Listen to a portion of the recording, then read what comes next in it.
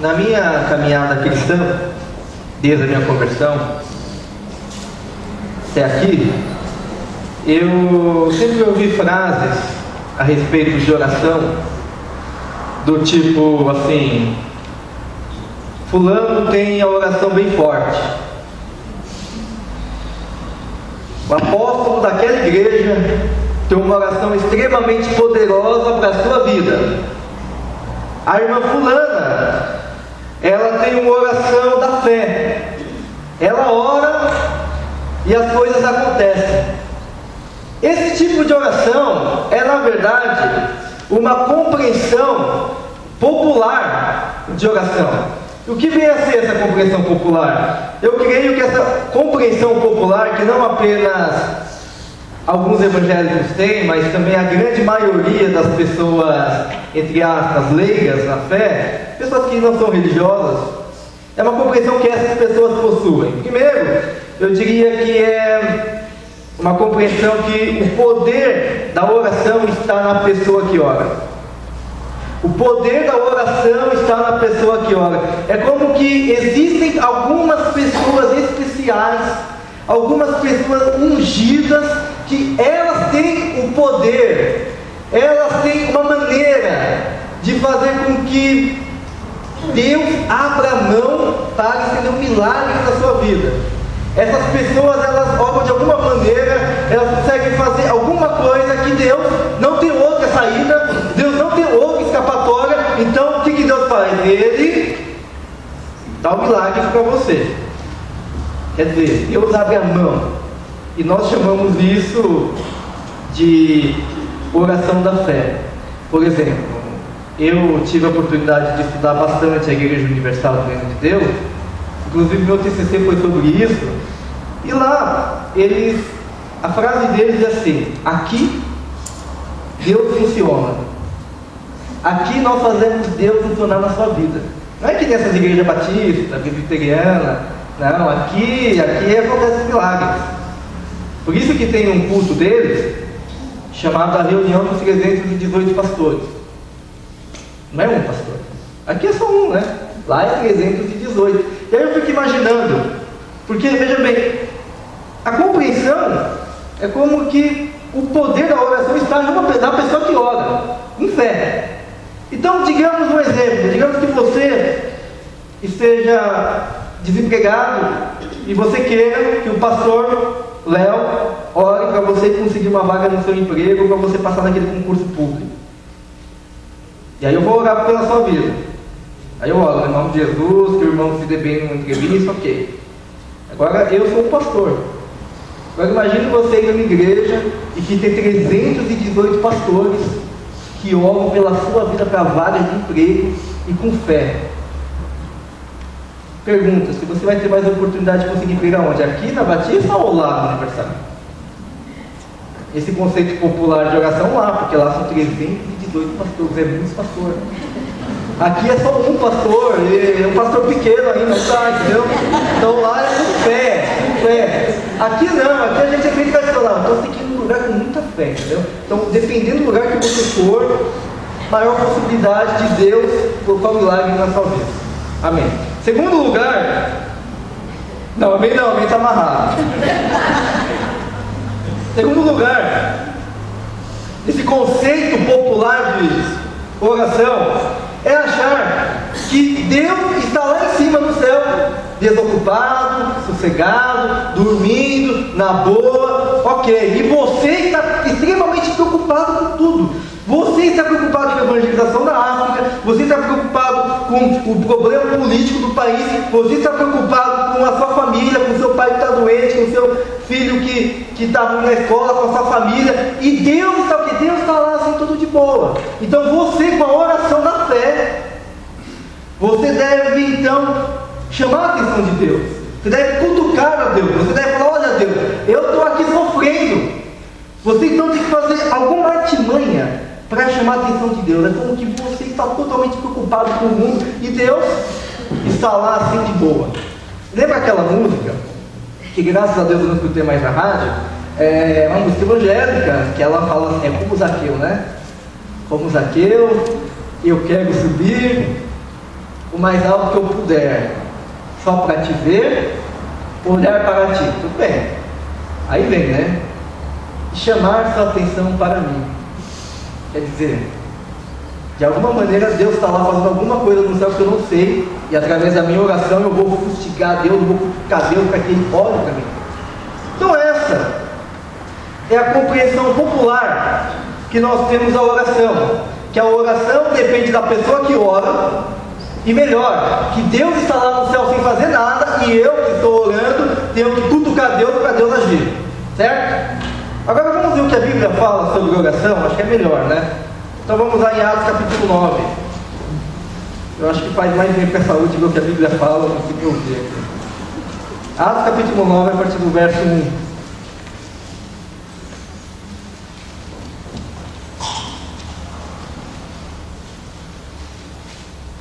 Diz assim, Atos capítulo 9, a partir do verso 1, diz assim a palavra de Deus. Enquanto isso, Saulo ainda respirava ameaças de morte contra os discípulos do Senhor. Dirigindo-se ao sumo sacerdote, pediu-lhe cartas para a sinagoga de Damasco, de maneira que, caso encontrasse ali homens ou mulheres que pertencessem ao caminho, pudesse levá-los presos para Jerusalém. Em sua viagem, quando se aproximava de Damasco, de repente brilhou ao seu redor uma luz vinda do céu. Ele caiu por terra e ouviu uma voz que lhe dizia: Saulo, Saulo, por que você me persegue? E Saulo perguntou: quem és tu, Senhor? Ele respondeu: eu sou Jesus, a quem você persegue. Levanta-se, entre na cidade, alguém lhe dirá o que você deve fazer. Os homens que viajavam com Saulo pararam emudecidos, ouviram a voz, mas não viram ninguém. Saulo levantou-se do chão e, abrindo os olhos, não conseguia ver nada. E os homens o levaram pela mão até Damasco. Por 3 dias ele esteve cego, não comeu nem bebeu. Em Damasco havia um discípulo chamado Ananias. O Senhor o chamou numa visão: Ananias, eis-me aqui, Senhor. Respondeu ele. O Senhor lhe disse: vá à casa de Judas na rua chamada direita e pergunte por um homem de Tarso chamado Saulo. Ele está orando. Numa visão viu um homem chamado Ananias chegar e impor-lhe as mãos para que voltasse a ver. E respondeu Ananias: Senhor, eu tenho ouvido muita coisa a respeito desse homem, e de fato o mal que ele tem feito aos teus santos em Jerusalém. Ele chegou aqui com a autorização do chefe dos sacerdotes para prender todos que invocam o teu nome. Mas o Senhor disse a Ananias: vá, esse homem é meu instrumento, escolhido para levar o meu nome perante os gentios e seus reis, e perante o povo de Israel. Mostrarei a ele o quanto ele deve sofrer pelo meu nome. Então Ananias foi, entrou na casa, pôs as mãos sobre Saulo e disse: irmão Saulo, o Senhor Jesus, que lhe apareceu no caminho por onde você vinha, enviou-me para que você volte a ver e seja cheio do Espírito Santo. Imediatamente, algo como escamas caiu dos olhos de Saulo. E ele passou a ver novamente, levantando-se, foi batizado, e depois de comer, recuperou as forças. Amém. O que nós aprendemos com esse texto? Nós aprendemos que o Saulo ia destruir a igreja. Capítulo 9, Saulo foi mandado, porque queria também, para prender os cristãos. Ele estava indo. E o que acontece? Jesus aparece, converte Saulo, e o Saulo agora é o Paulo, né? É o apóstolo Paulo. Há uma diferença entre nomes, tá? A questão de ser grego e hebraico, mas não vou entrar nesse assunto. Paulo, então, ele vai para Damasco e ele fica lá por 3 dias. Jesus fala: vai para Damasco, ok?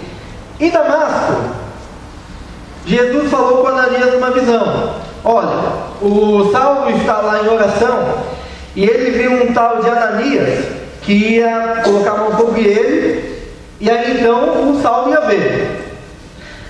Agora deixa eu fazer uma pergunta para vocês. está dominando toda a situação desse capítulo?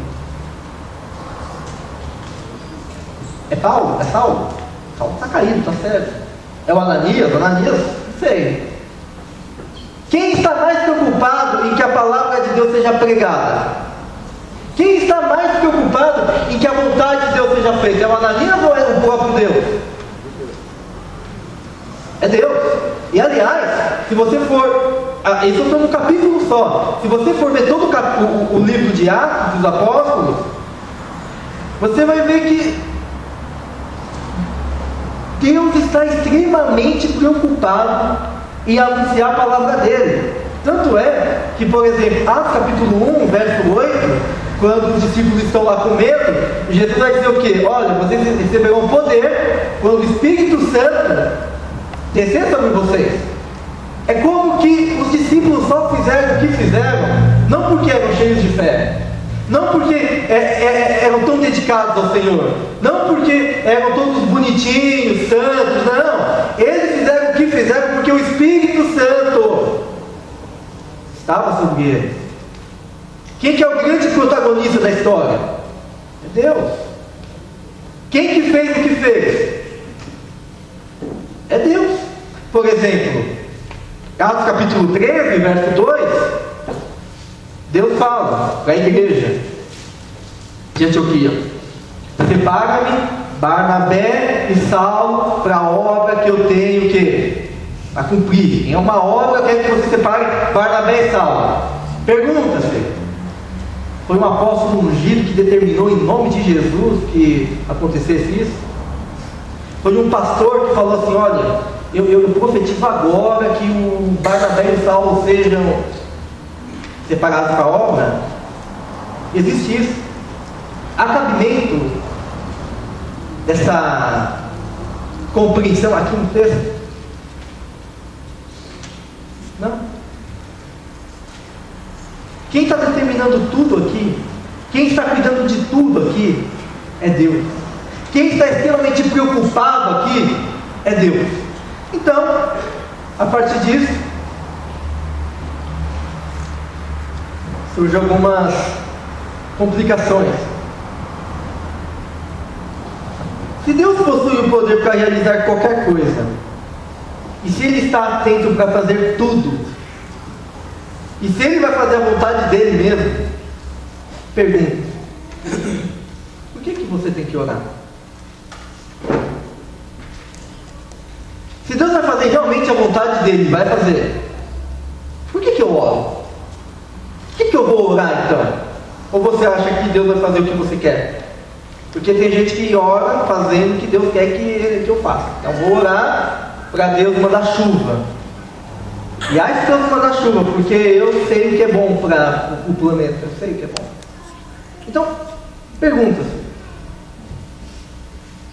por que nós oramos? Deixa eu só colocar um parênteses aqui. Mesmo você orando pelo seu filho, para Deus cuidar dele, se você não orasse para Deus, Deus iria continuar cuidando do seu filho, certo? Certo? Então pergunta-se: para que eu tenho que orar? Vamos lá. Na EBD hoje, então, 3 razões rápidas, bem práticas.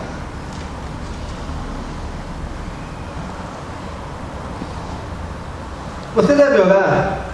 Devemos orar porque devemos confiar em Deus. Nós devemos orar porque devemos confiar em Deus. Você deve orar para reconhecer de uma vez por todas que quem sabe de tudo é Deus, não é você. Quer ver algo interessante? Verso 13. Atos 9, verso 13.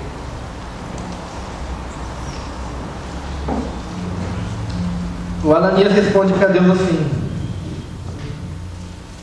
olha, Senhor, eu tenho ouvido muita coisa, porque eu tenho ouvido muita coisa a respeito desse homem e de todo o mal que ele tem feito aos teus santos de Jerusalém. Aliás, ele chegou aqui com a autorização dos chefes aos sacerdotes para prender todos que invocam o teu nome. Deus chega para Ananias e fala: olha, você vai falar com Saulo. Ele fala: não, peraí, mas acho que você não está entendendo, porque o Saulo lá, ele é perseguidor da igreja. Olha, Senhor, acho que o Senhor está dormindo aí, porque o Saulo, ele vai mandar a gente para a cadeia. Ele é mau. O Saulo é ruim. O Saulo é um capeta em pessoa. É bicho bravo. E aí é como se Deus falasse: ô Ananias, escuta aqui, sou Deus. Há 3 dias que você está aí sem fazer nada, eu já resolvi o problema com Saulo. Há 3 dias eu já converti Saulo, e Saulo já está aqui cego esperando por você. Você acha que eu estou lá no céu fazendo o quê? Dormindo? Você acha que eu não sei o que está acontecendo no mundo? Você acha que eu não estou cuidando aqui do mundo?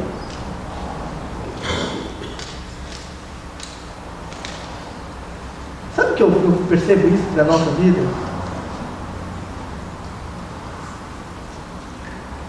É que nas nossas orações a gente tem essa impressão de Deus, né? Você fala assim: Deus, meu casamento está incrível. É como se Deus olhasse para você e falasse: eu sei disso. Eu sei o que está acontecendo na sua vida. Se tem alguém que está extremamente preocupado com você, sou eu. Se tem alguém que quer restaurar o seu casamento, a sua família, sou eu. Só que o que acontece é que, em vez de você me buscar em oração, quando é o momento para você ficar quieto, você fica falando, escreve tudo. Quando é o momento para você agir com o seu filho, você fica parado. O que acontece? Você não está orando. Você não está confiando que eu sei o que é de melhor para você. Eu te conheço em tudo. Segundo lugar, por que eu devo orar? Eu devo orar. Devemos orar para que o nosso coração, o nosso desejo se alinhe com a vontade de Deus. Você deve orar para que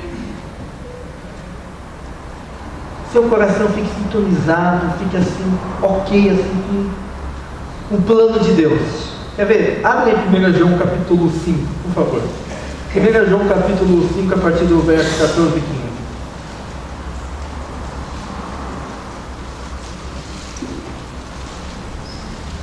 15. 1 João capítulo 5,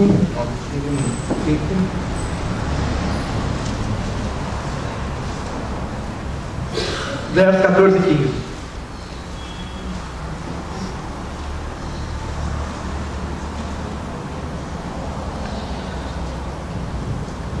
Esta é a confiança que temos ao nos aproximar de Deus. Se pedimos alguma coisa de acordo com a vontade de Deus, Ele nos ouvirá. E se sabemos que Ele nos ouve em tudo o que pedimos, sabemos que temos o que dele pedimos. Sabe por que você ora? É que para que a sua vontade, que o seu desejo se conforme com a vontade de Deus. Oração não é um poder para você fazer o que você quer. Eu vi um dia um negócio interessante. Eu já li assim, vou ser sincero, mas eu já li muita besteira, sabe? Tudo que você puder imaginar de besteira evangélica eu já li. É sério, eu acho que eu conheço mais besteira do que coisa certa mesmo. Eu conheço muito mesmo. Eu li um livro um dia. Nada contra se você gosta de ler esse livro. Eu estou falando minha opinião, nada contra. Mas eu li um dia um livro chamado A Quarta Dimensão. Não é ficção científica, é um livro evangélico. E nesse livro, o pastor fala assim, que quando você for pedir alguma coisa para Deus, você tem que assim, visualizar. Digamos que você quer uma bicicleta vermelha. Então você visualiza, pega uma bicicleta vermelha. E aí, mas eu quero da marca Calói. Eu quero uma bicicleta assim, com 2 rodas bem lógico, né? É bem bonita, assim, bicicleta assim, com 20 marchas, bonita, linda, tal. E aí você vai orando, imaginando isso, e aí nessa oração Deus vai formando esse desejo da sua vida e tal, e vai chegar um dia que Deus vai te dar a bicicleta igualzinha que você queria, porque é uma oração assim com fé, é uma oração, que absurdo, né? Eu acreditava em tudo isso, eu não ganhei a bicicleta, mas, sabe, quando eu vou ler na Bíblia, pastor, sempre acreditei nisso, tá bom. Mas quando nós vamos ler na Bíblia, nós percebemos que não é a minha vontade que importa. O O que importa é você alinhar a sua vontade com a vontade de Deus. Imagine, porque se você acha que oração é fazer a sua vontade, permita-me falar uma coisa. Você está quase chegando aos pés da bruxaria. Isso é bruxaria. Fazer com que os elementos, tudo, formem o que eu quero. Além de ser um egocentrismo assim, absoluto, uma prepotência assim, do inferno, além de tudo isso, é feitiçaria. A vontade de Deus é o que? É o que nós lemos aqui em João capítulo 5. 1 João capítulo 5. Pedimos o que for da vontade de Deus. O que é a oração? A oração é você alinhar a sua vontade, os seus desejos à vontade de Deus. Simples assim. Terceiro e último. O que devemos orar, pastor?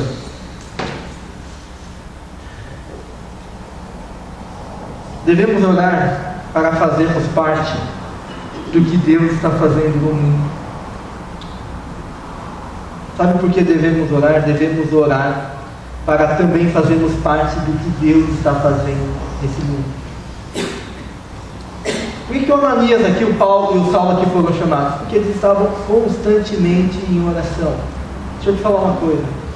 Se você acha hoje que a igreja está vazia, que a igreja de Cristo está fraca, que a igreja não tem fé, que a igreja batista de Pompeia está ruim, não está como antigamente, não está cheio de gente. A questão não é que Deus não está fazendo nada, percebe? É porque Deus sempre fez, sempre está fazendo, e desde os primórdios até agora Deus continua fazendo, trabalhando como sempre. O problema é que você não está orando e vendo o que Deus está fazendo.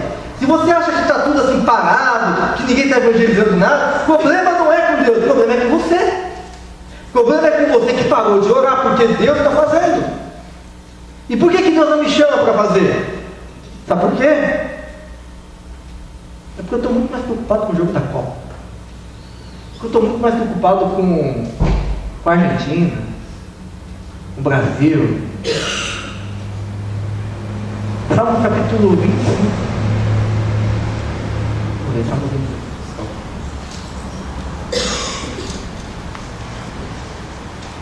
Salmo 25.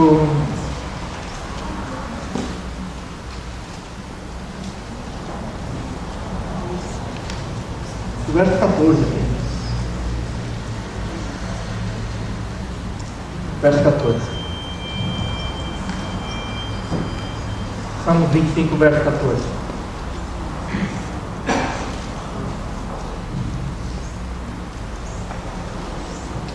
O Senhor confia os seus segredos aos que o temem e os leva a conhecer a sua aliança. Amém. Eu acho que o que falta para nós, por que nós não conhecemos o propósito de Deus? O que está acontecendo, pastor? O que está acontecendo é que nós estamos perdendo o significado da oração. Quero terminar aqui apenas deixando algo bem claro para você. Se você ficou tudo que eu falei até agora, nem precisa apenas dessas coisas. Você não tem poder na oração. Está me entendendo? Não é você que move a oração. Mais do que isso. Não pense que quando você ora, Deus está lá no céu, sem fazer nada. Não. Deus está agindo. Deus está agindo, Deus está trabalhando, Deus está fazendo sim. E a oração, nesse caso, ela faz toda a diferença.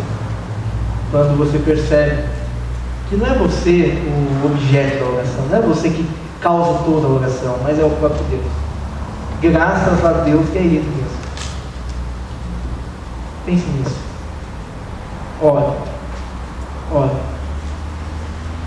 Deus tem misericórdia de nós.